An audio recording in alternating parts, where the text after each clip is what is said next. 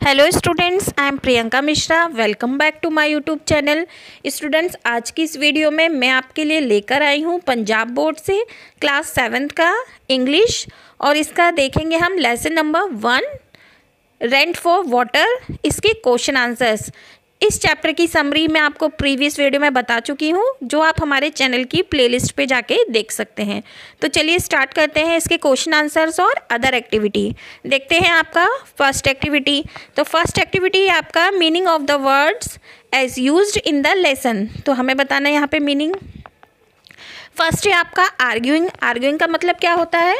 बहस करना। सेकेंड है आपका ड्रॉ। ड्रॉ मतलब क्या होगा? बाहर करना। थर्ड आपका है बोइंग। बोइंग का मतलब क्या होगा? झुकना। नेक्स्ट है आपका प्लीडेड। प्लीडेड का मतलब होता है विनती किया। और लास्ट आपका क्या है? जस्टिस मतलब न्याय। देखते हैं नेक्स्ट एक्टिविटी।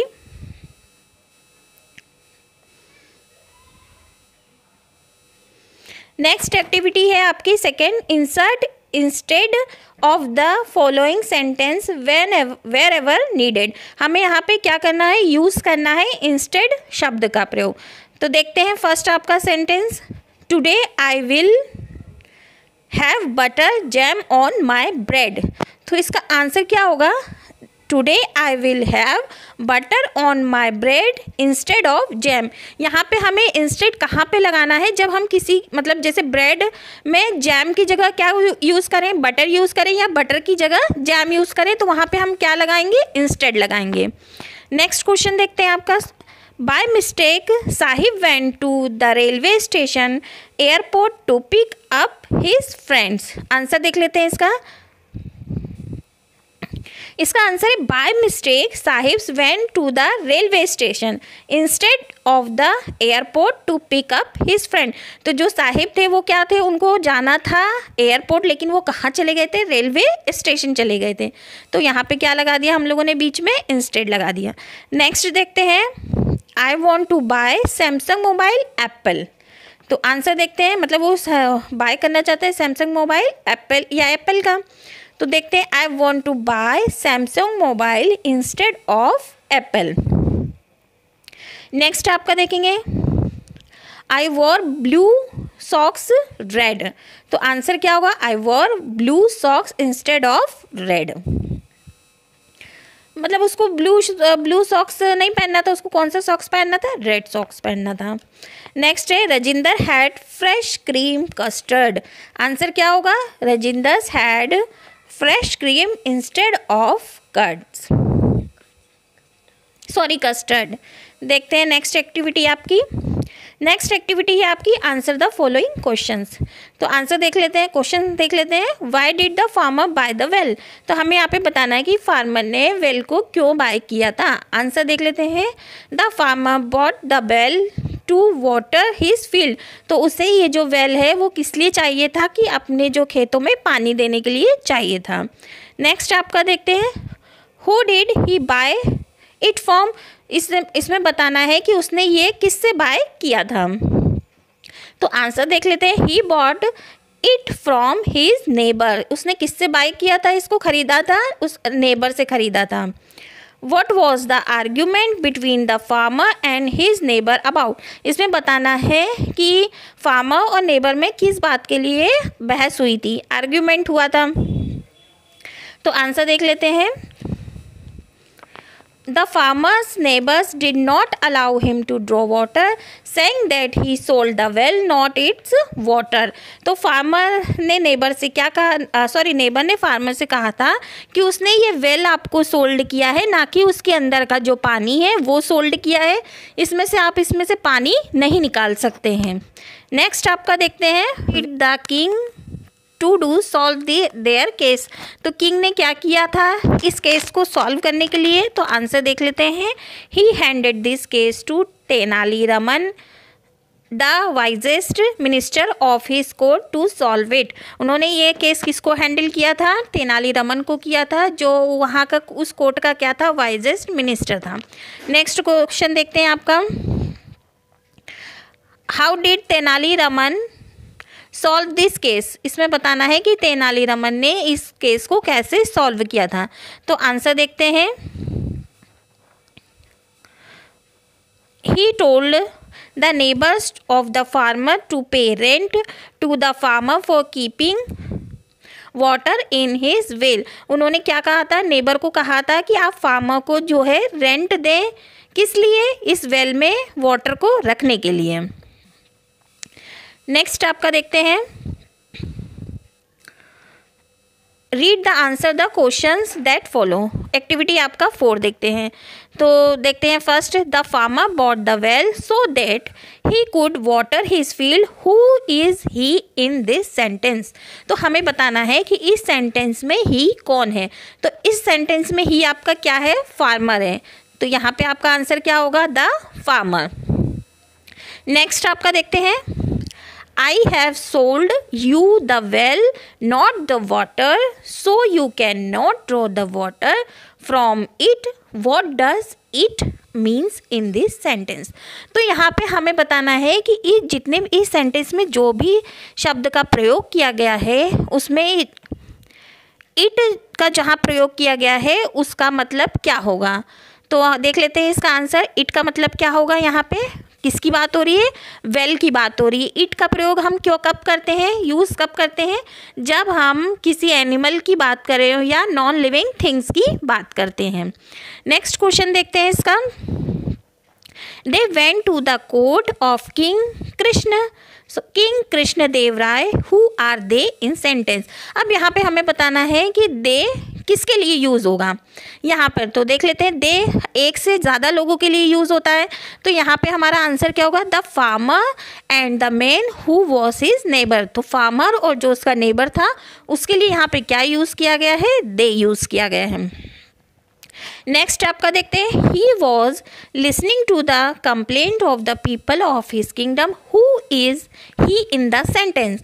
तो फिर यहाँ पे ही आया है, ही हमारा आया है, तो इसका मतलब यहाँ पे किसकी बात हो रही है, किंग कृष्णदेव राय की बात हो रही है, क्योंकि श्री कृष्णदेव राय के पास ही सब जो किंगडम में जो थे कंप्लेंट लेके आ रहे थे उस। नेक्स्ट आपका देखते हैं, I bought a well from him to water my field, who is him in the sentence.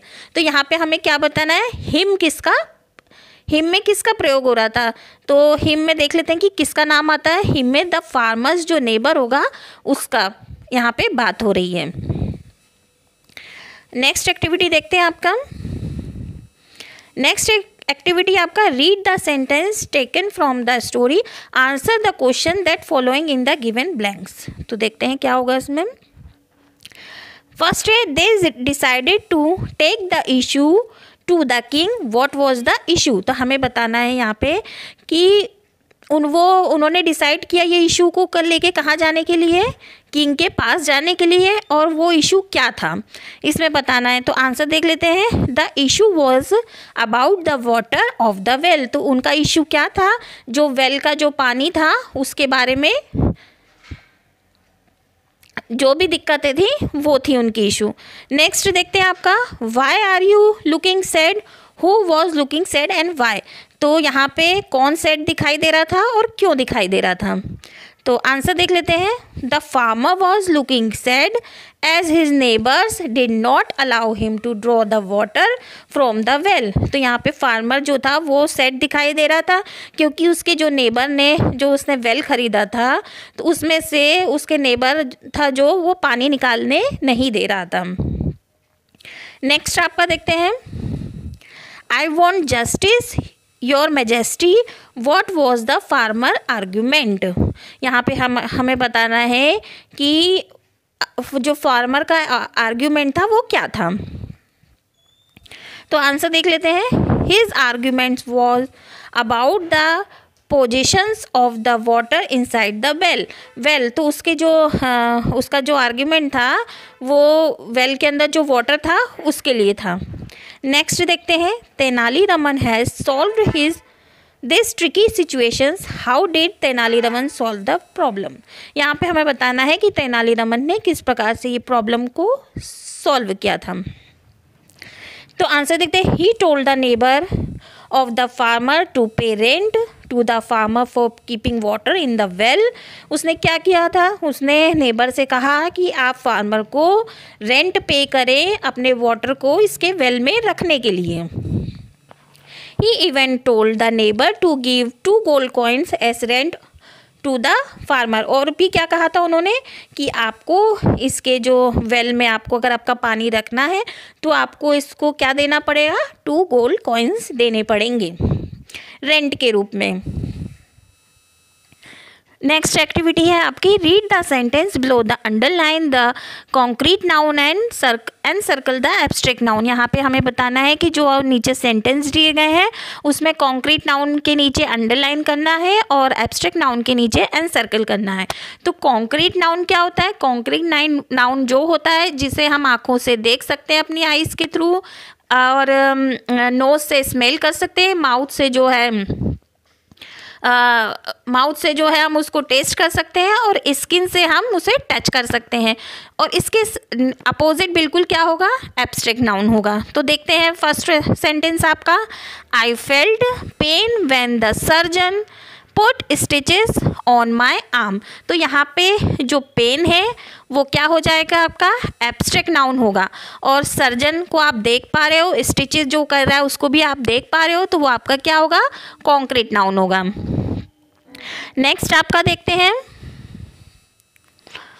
I fell in love with that little puppy. तो यहाँ पे आप जो है लव, प्यार को आप देख पा रहे हो, नहीं देख पा रहे हो, है ना, और जो पपी है उसको आप देख सकते हो। नेक्स्ट आपका है, after lunch Seema went to the market. तो लंच, सीमा और मार्केट, ये तीनों चीज़ आपका क्या है, कॉन्क्रीट नाउन है। नेक्स्ट आपका देखते हैं, my mom will pick me up from school every week. तो यहाँ पे मॉम आपकी कॉन्क्रीट नाउन है, स्कूल भी आपका कॉन्क्रीट नाउन है, ये दोनों को आप देख पा रहे हो। वीक जो है वो आपका क्या हो जाएगा, एब्स्ट्रैक्ट नाउन हो जाएगा। नेक्स्ट है आपका, the kitten jumped upon the table and at the cake. तो यहाँ पे जो है आपका किटन भी आपका कॉन्क्रीट नाउन है, टेबल भी और केक भी। नेक्स्ट आपका देखते हैं, सान्यास चाइल्डहुड वॉज पेनफुल। तो यहाँ पे जो चाइल्डहुड है वो आपका क्या हो जाएगा, यहाँ पे एब्स्ट्रैक्ट नाउन हो जाएगा, और पेनफुल भी आपका एब्स्ट्रैक्ट नाउन ही रहेगा, क्योंकि आपने उस सान्या का जो है चाइल्डहुड नहीं देखा है, उस कितना पेनफुल है ये भी नहीं देखा है। नेक्स्ट आपका देखते हैं, I have full trust in my made. तो ट्रस्ट कोई देख पाता है क्या, नहीं देख पाता है, लेकिन मेड को आप देख पा रहे हो, तो मेड आपका कॉन्क्रीट नाउन हो गया और ट्रस्ट क्या हो गया, आपका एब्स्ट्रैक्ट नाउन हो गया। नेक्स्ट है आपका, she is planting flowers in the garden. तो आप फ्लावर्स को भी देख पा रहे हो और आप गार्डन को भी देख पा रहे हो, तो कॉन्क्रीट नाउन है। तो नेक्स्ट देखते हैं, that girl is very beautiful. Beautiful आपका क्या हो गया, एब्स्ट्रैक्ट नाउन हो गया। नेक्स्ट में, a dog is a loyal animal. तो आपका डॉग और एनिमल दोनों क्या हो गया, कॉन्क्रीट नाउन हो गए। नेक्स्ट आपका क्या, एक्टिविटी 7 देखते हैं, given below are 2 boxes, match the word in 1 box with their collective noun in second box second. तो यहाँ पे हमें बताना है कलेक्टिव नाउन। कलेक्टिव नाउन क्या होता है, कलेक्टिव नाउन वो होता है जिसमें एक मतलब जैसे फ्लावर है, एक फ्लावर तो फ्लावर कहलाएगा, लेकिन जब 4-5 फ्लावर, 6-10 फ्लावर जब एक साथ आ जाएंगे तो उनके जो ग्रुप है उसको क्या कहेंगे, बुके कहेंगे। तो देख लेते हैं इसका आंसर। तो आर्मी का कलेक्टिव नाउन क्या है, सोल्जर्स है। बुके का फ्लावर का बुके है, और ग्रेप्स का बंच कहा जाता है। एक्टर्स का कंपनी कहा जाता है। फ्रॉक के ग्रुप को क्या कहा जाता है, कॉलोनी कहा जाता है। कार्ड्स के ग्रुप को डेक कहा जाता है। शिप्स के ग्रुप को फ्लीट कहा जाता है, और शीप के ग्रुप को फ्लॉक कहा जाता है। कैटल के ग्रुप को क्या कहा जाता है, हर्ड कहा जाता है। लिजर्ड के ग्रुप को क्या कहा जाता है, लॉन्ग कहा जाता है। और नेक्स्ट है, अ पैक ऑफ वुल्फ्स के ग्रुप्स को क्या कहा जाता है, पैक कहा जाता है। बीस के ग्रुप को क्या कहा जाता है, स्वाम कहा जाता है। रैबिट के ग्रुप को लिटर। माउंटेन्स के ग्रुप को रेंज कहा जाता है। लॉयंस के ग्रुप को प्राइड कहा जाता है, और फिश के ग्रुप को क्या कहा जाता है, स्कूल कहा जाता है। तो स्टूडेंट्स, यहाँ पर आपके जितनी भी एक्टिविटी थी मैंने आपको करा दी है। नेक्स्ट वीडियो में नेक्स्ट चैप्टर के साथ मिलेंगे। Bye bye student.